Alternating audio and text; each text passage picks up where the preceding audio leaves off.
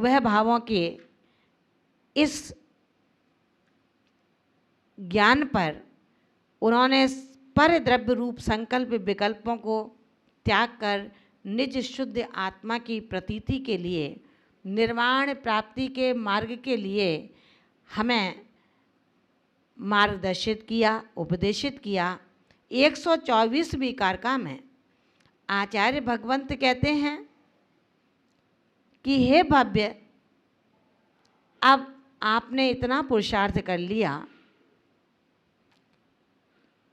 क्या मुक्त नहीं होना चाहते? कर्मों से रहित नहीं होना चाहते? क्योंकि कर्म सहित आत्मा कभी भी मुक्तात्मा परमात्मा नहीं कहला सकती, इसलिए कर्म रहित आत्मा मुक्त होती है। आचार्य भगवंत कहते हैं, मूलोत्तरुत्तरुत्तर दब्बादो भाव कम मदो मुक्को आश्रव बंधन संबर निज्जर जाने दिकिम बहुणा। मूलोत्तरोत्तर, जो मूल प्रकृतियाँ, उत्तर प्रकृतियाँ और उत्तरोत्तर प्रकृति रूप द्रव्य कर्म से, भाव कम मदो, भाव कर्म से मुक्को मुक्त जीव आश्रव बंधन संबर निज्जर जाने दी। आश्रव बंध संबर निर्जरा तत्वों को जानता है। बहुणा किम, अब बहुत कहने से क्या लाभ है?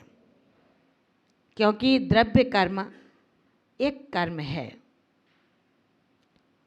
मूल प्रकृतियों की अपेक्षा ज्ञानावर्णादि 8 प्रकार का है और उत्तर प्रकृतियों की अपेक्षा वो ही 148 प्रकार का बन जाता है।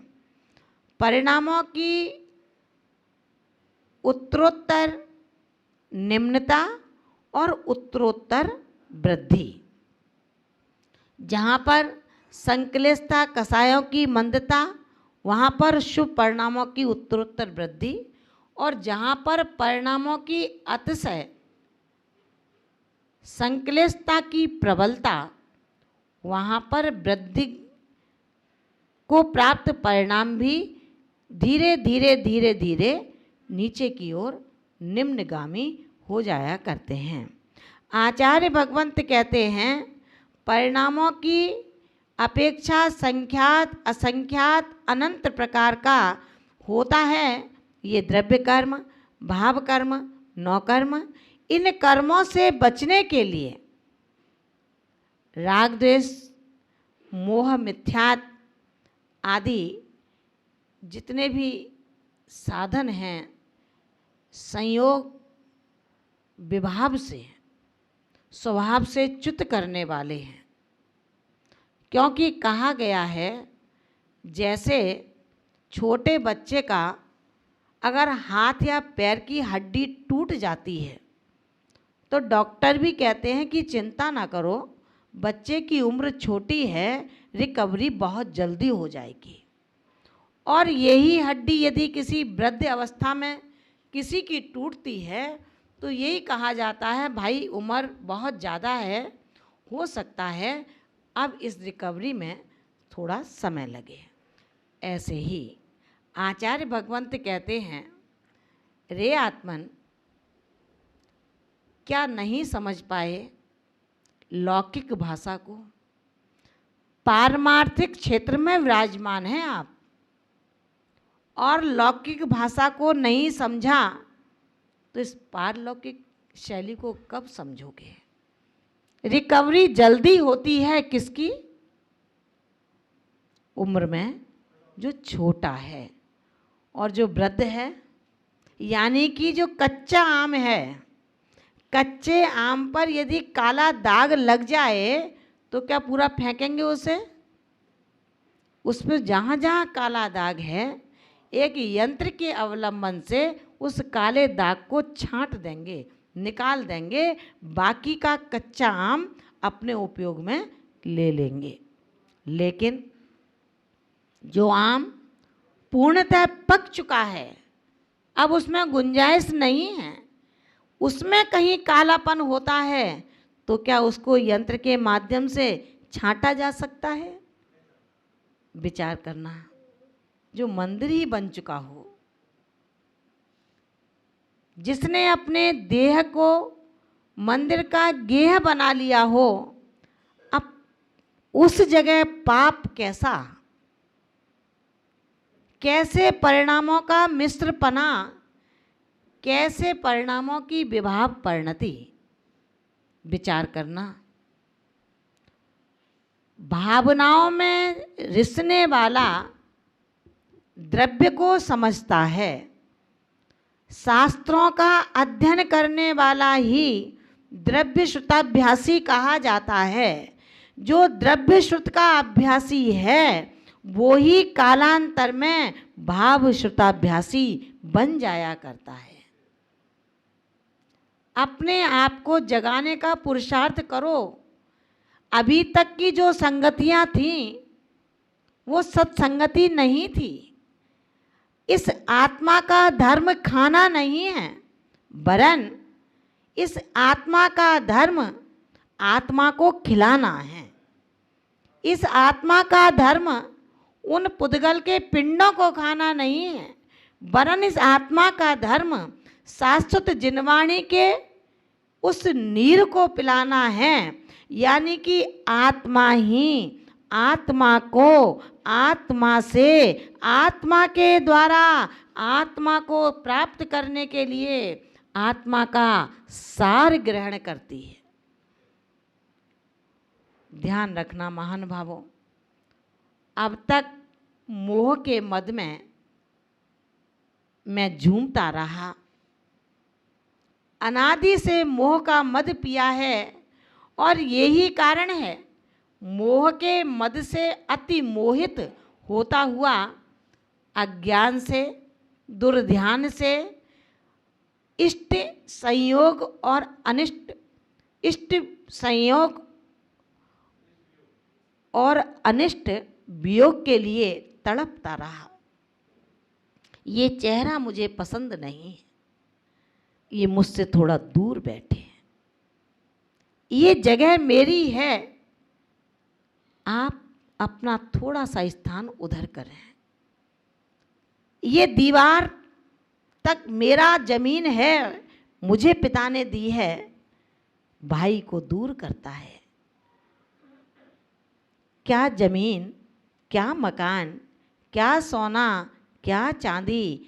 हे आत्मन, ध्यान रखना, आज आप संसारी जरूर हैं, लेकिन संसार आपके अंदर नहीं होना चाहिए।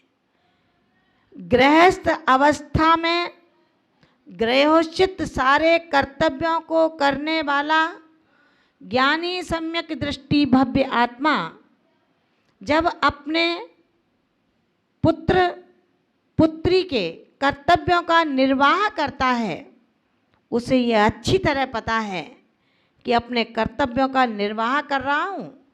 ऐसे पुत्र पुत्री मैं अनादि से ग्रहण करता रहा हूँ, अनादि से छोड़ता रहा हूँ।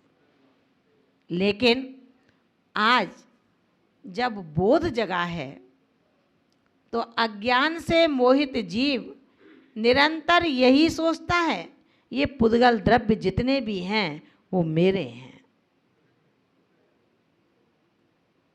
जाने दो, जो बद्ध हैं वो तो तेरे हैं ही, लेकिन जो निबद्ध हैं अभी उनको भी तू अपना मानता है।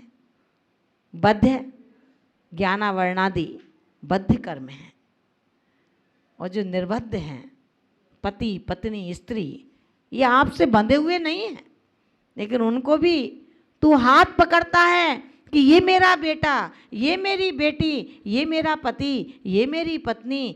आचार्य भगवंत कहते हैं, रे मूढ़ कब जागेगा, तोड़ दे तंद्रा को, इस तंद्रा में कब तक सोता रहेगा। जब समय गुजर जाएगा, ये तन थक जाएगा। जब अभी थका हुआ तन, जिसमें कोई रोग नहीं है, कोई शोक नहीं है, तब तेरी ये चर्म चक्षु खुल नहीं पा रहे। कल तक खाया है, आज फिर मिलेगा, फिर मिलेगा, लेकिन कितना भूखा है। समय पर सब कुछ होगा, समय आने तो दो।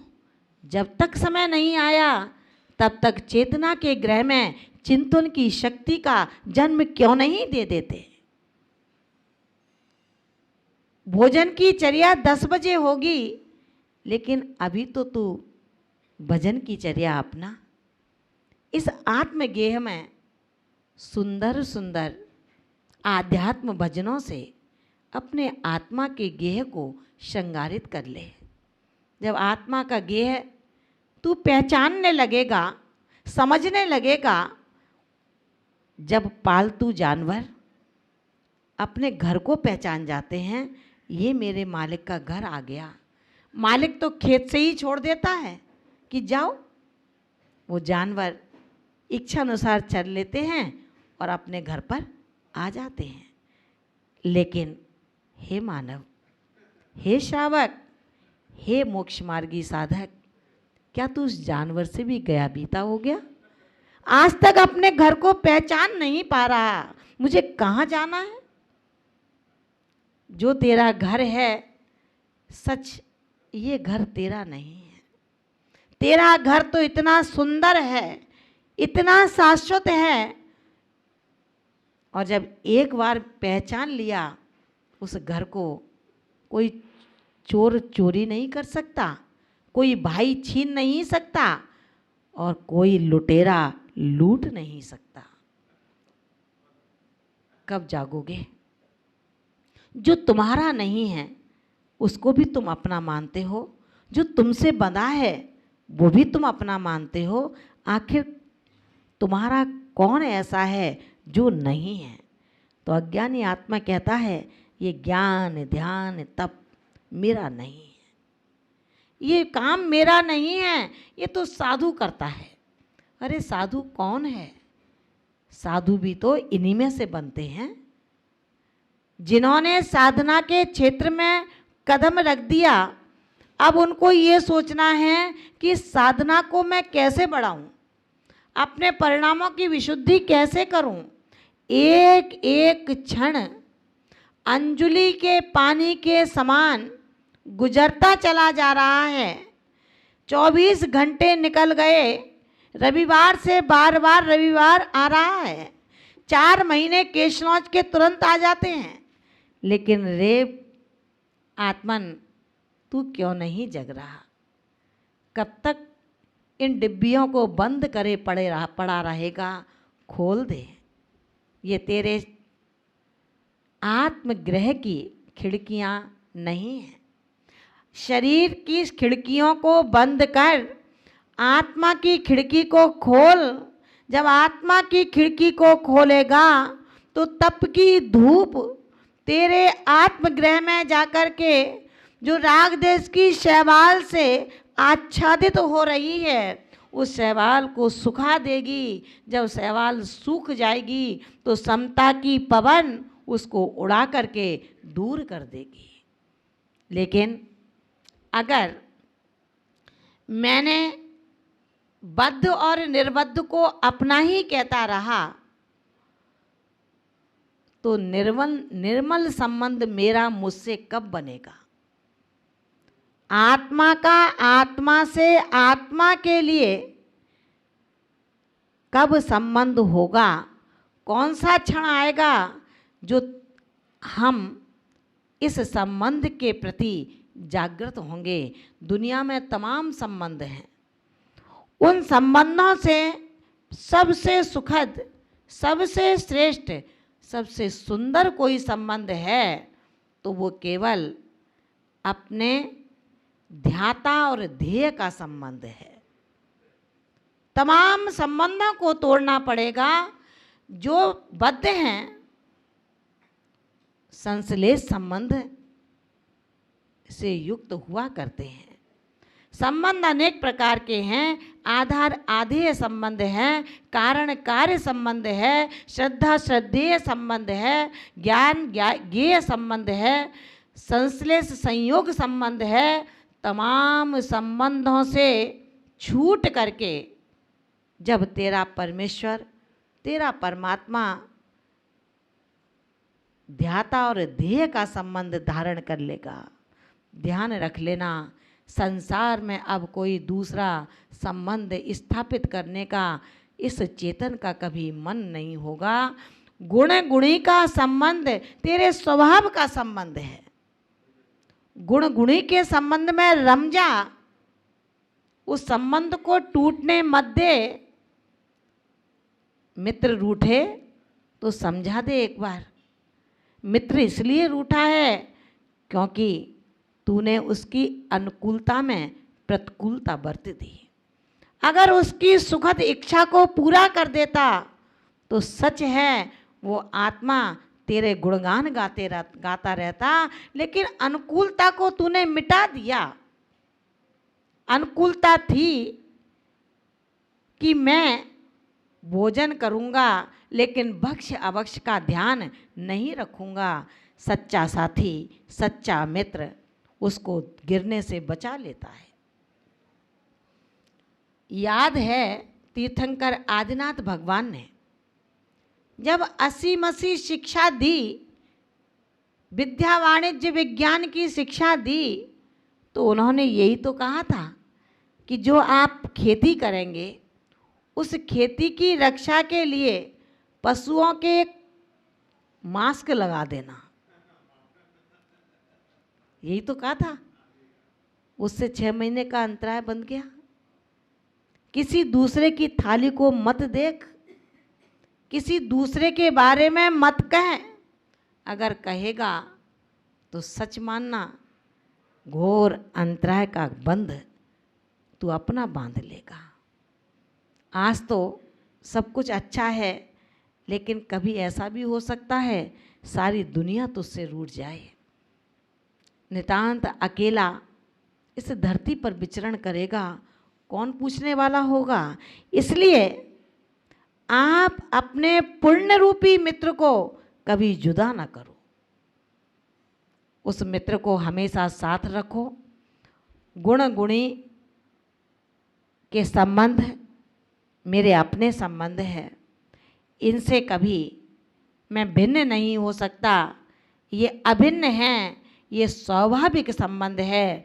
बाकी सारे संबंध संसार के संबंध हैं। उन संसार के संबंधों से मुझे कुछ लेना देना नहीं है। यदि सांसारिक संबंध बढ़ाए जाते हैं तो ध्यान रखना, संसार का संबंध जिसने बढ़ाया उसने जिनवाणी के श्रवण करने का एक उपादेय खो दिया। क्यों? क्योंकि आज कक्षा में बैठे हैं, आज क्लास में बैठे हैं और कल नहीं आए।